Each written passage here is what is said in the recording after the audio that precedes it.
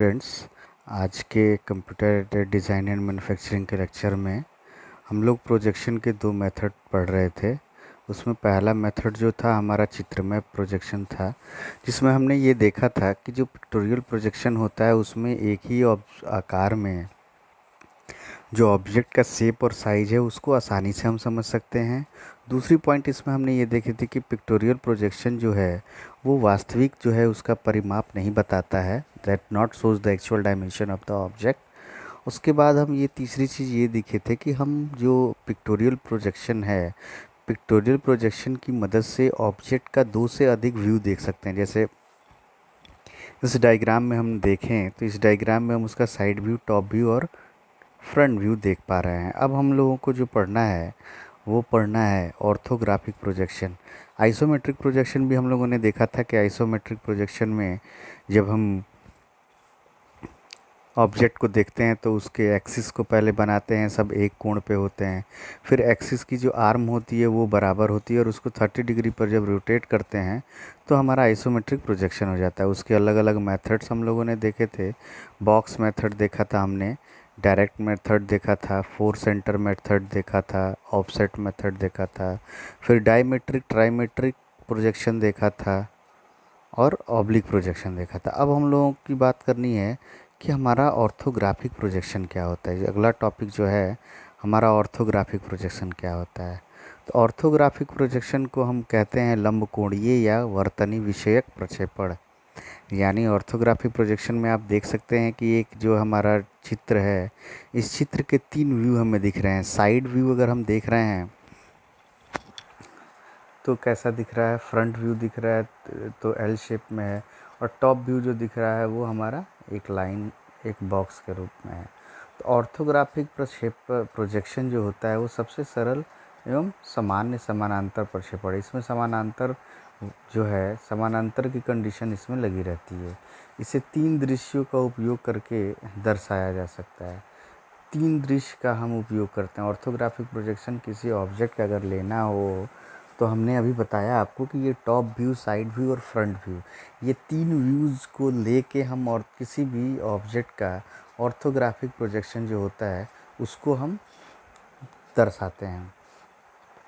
तो कौन कौन से जो तीन दृश्य हैं वो हो जाएंगे हमारे, तो सम्मुख दृश्य जिसको हम फ्रंट व्यू कहेंगे, पार्श्व दृश्य जिसको हम साइड व्यू कहेंगे, और ऊपरी दृश्य जिसको हम टॉप व्यू कहेंगे। तो ग्राफिकल शब्दों में ऑब्जेक्ट को एक्स वाई समतल, वाई जेड समतल और जेड एक्स समतल में अलग अलग ड्रा करना होता है। इसमें हमारे तीन एक्सिस जो होंगे, जैसे हमने देखा आइसोमेट्रिक में जो तीनों एक्सिस हैं वो एक समान कोण पर हैं। तो ऑर्थोग्राफिक प्रोजेक्शन में हम क्या करेंगे कि जो हमारे तीन एक्सिस होंगे, एक्स वाई समतल, वाई जेड समतल, जेड एक्स समतल, तो ऑब्जेक्ट का तीनों व्यू के लिए हम इन तीनों प्लेन में उनका व्यू देखते हैं और अलग अलग बना देते हैं। तो आपको तीन व्यू हमें प्राप्त होती हैं, front view, side view and top view. अब इसमें कैसे साइड व्यू ड्रॉ करेंगे, कैसे टॉप व्यू, इसके बारे में देखते हैं।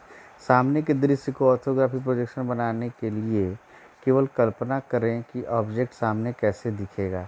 अगर सपोज कि हमारे सामने अगर कोई कप रखा हुआ है तो सामने में कप का फ्रंट व्यू अगर देखें तो एक कर्व दिखेगा बस।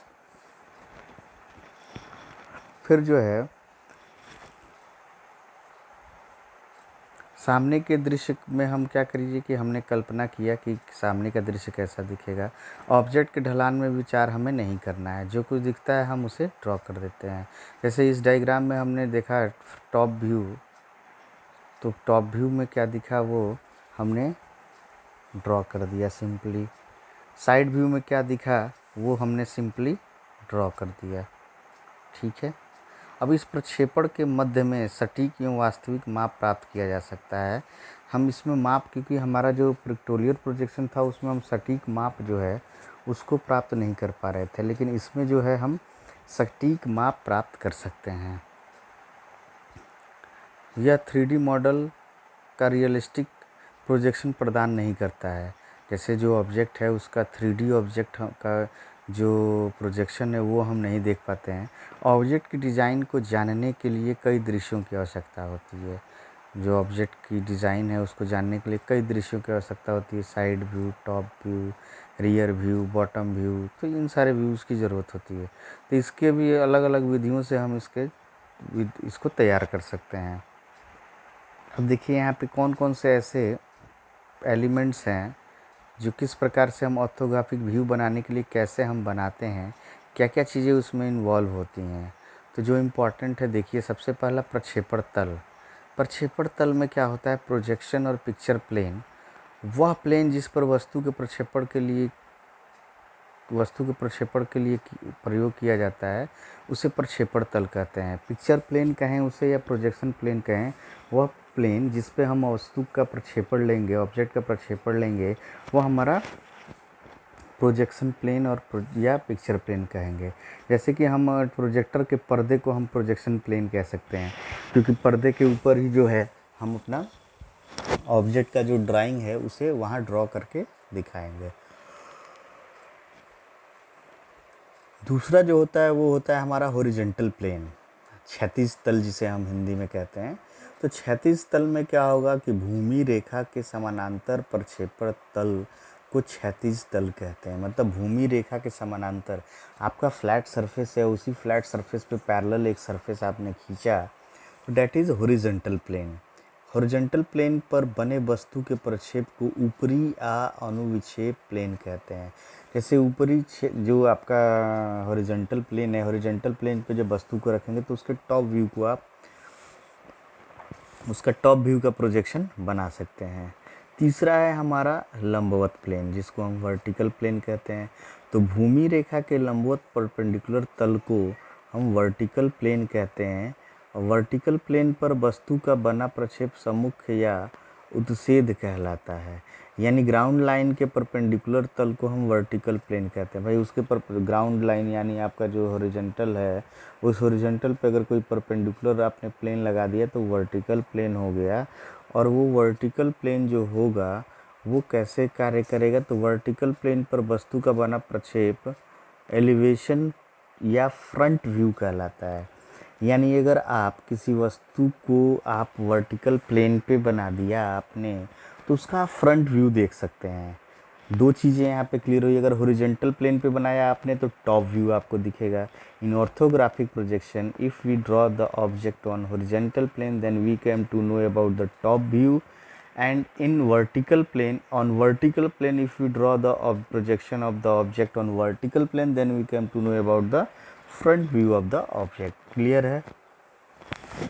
तो जो हमारे दो तल हैं, इन दोनों तलों की जो खासियत है वो दो अलग अलग खासियत है।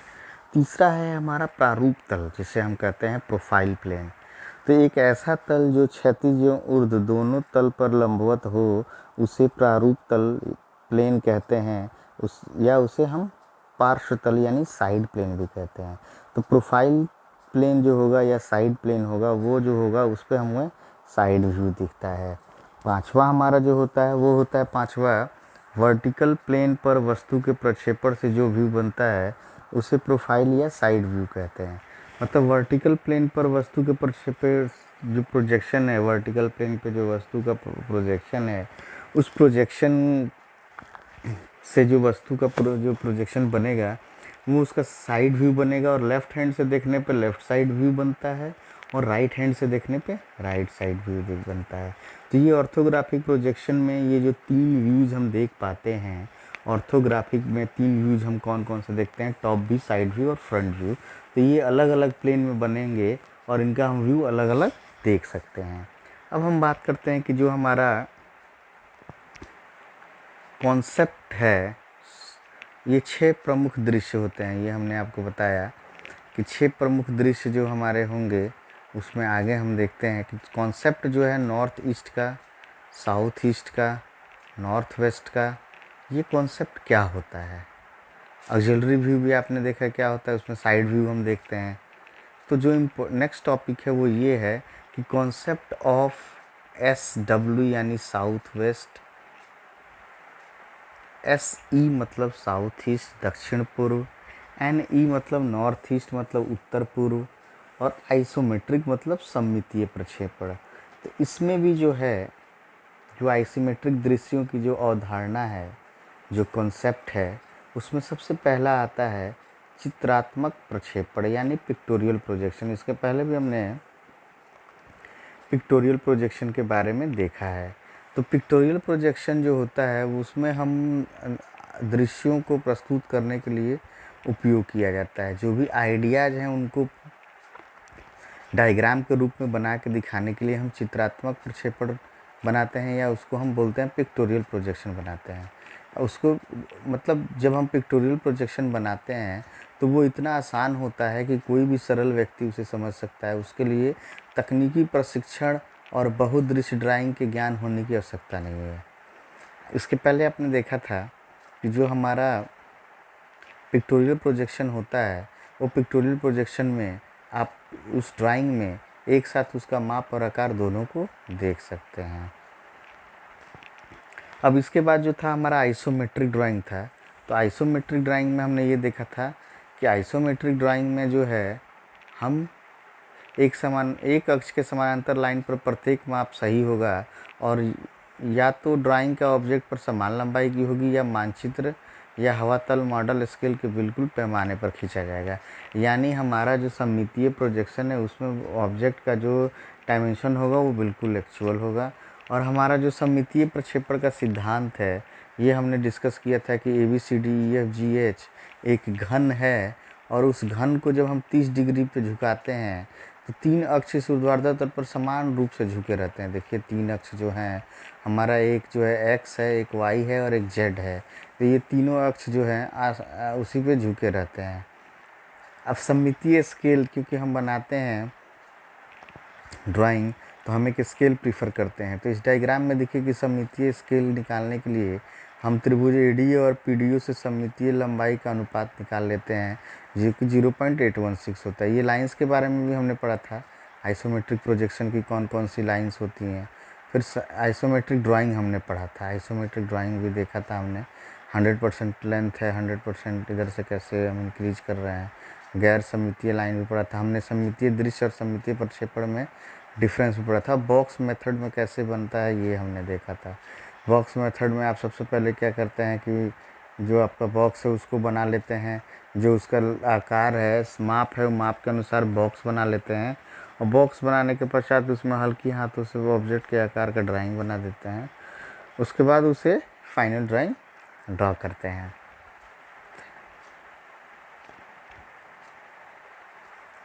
अब नेक्स्ट जो हमें देखना है वो एक एक करके हम देखते हैं। जैसे आइसोमेट्रिक प्रोजेक्शन में हमने देखा था, इसमें इतने सारे व्यूज हम देख सकते हैं। चित्रात्मक रूप से आयताकार ब्लॉक में चित्र 3.47 में हम आइसोमेट्रिक प्रोजेक्शन बना रहे हैं। तो देखिए इसमें जो आपका एंगल है एक दूसरे के बीच में 120 डिग्री का एंगल है, ठीक है। तीनों जो एक्सिस है उन तीनों एक्सिस के बीच में समान कोण बन रहा है, और तीनों एक्सिस की भुजाएं हम समान ले रहे हैं। जैसे देखिए OZ, OX और OY। OZ की जो लंबाई है वो OX की लंबाई और OY की लंबाई, इन तीनों को हम बराबर लेंगे तब जाके हमारा आइसोमेट्रिक ड्राइंग कंप्लीट होगा। अब देखिए इसमें south, north east, north west, south west, south east, ये इस तरीके से हमने ड्राइंग बनाया, north east, north west, south west, south east.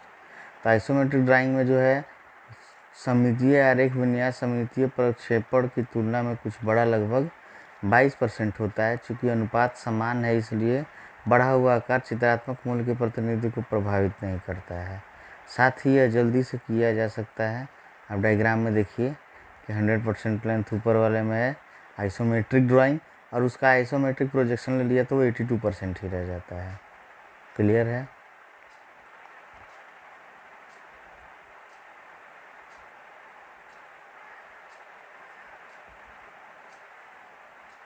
ये बॉक्स मेथड हमने देख लिया।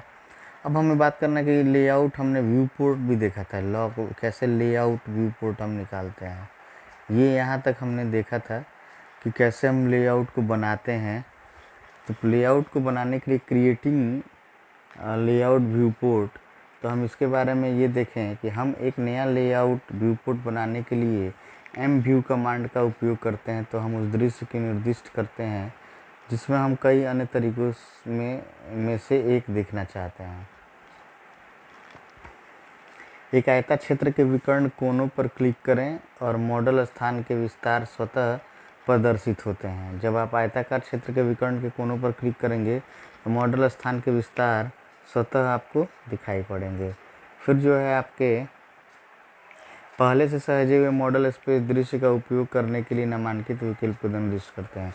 मान लिया कि आपने पहले से कोई मॉडल बना रखा है और उसमें कुछ एडिटिंग करनी है, उसमें आपको कुछ वर्कआउट करना है, तो उस पर जो नामकरण किया है उस नामकरण के हिसाब से जो है आप उसे निर्दिष्ट कर सकते हैं। ऑब्जेक्ट विकल्प चुनें और लेआउट को व्यू पोर्ट में बदलने के लिए एक बंद ऑब्जेक्ट जैसे सर्कल या क्लोज लूप हम चुन लेते हैं।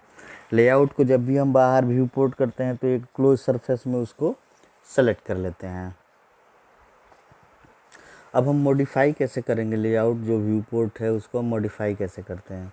तो आप इसमें देखिए कि जो sure grip, move grip, scale grip, selected layout view port diagram में दिया हुआ है। अब एक लेआउट व्यू पोर्ट बनाने के बाद हम इस आकार, स्केल और गुणों में बदलाव कर सकते हैं और इसे आवश्यकता अनुसार स्थानांतरित भी कर सकते हैं। लेआउट व्यू पोर्ट के सभी गुणों के नियंत्रण के लिए गुण पैलेट यानी प्रॉपर्टी पैलेट्स का उपयोग नहीं करते हैं। चयन करते हैं कि इसके सिवा इसका उपयोग कोई नहीं करता है। ठीक है।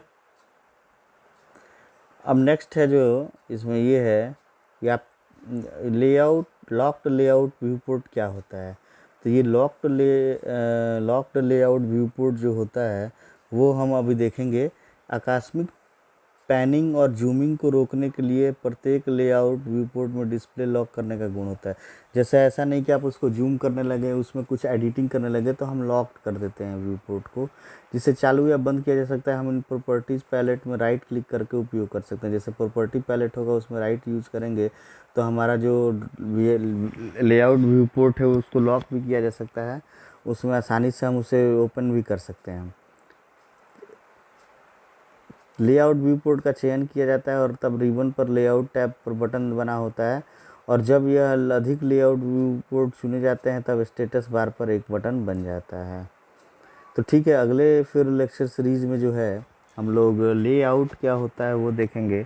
अभी तो हमने अपने देखा कि कैसे लेआउट को हम तैयार कर रहे हैं और फिर कैसे हम लेआउट में अगर एडिटिंग करनी है तो उस एडिटिंग के लिए कैसे हम उसे लॉक कर देते हैं, लॉक्ड लेआउट कैसे कर देते हैं। तो नेक्स्ट सीरीज़ में हम लोग लेआउट से पढ़ेंगे कि लेआउट क्या होता है। Thank you.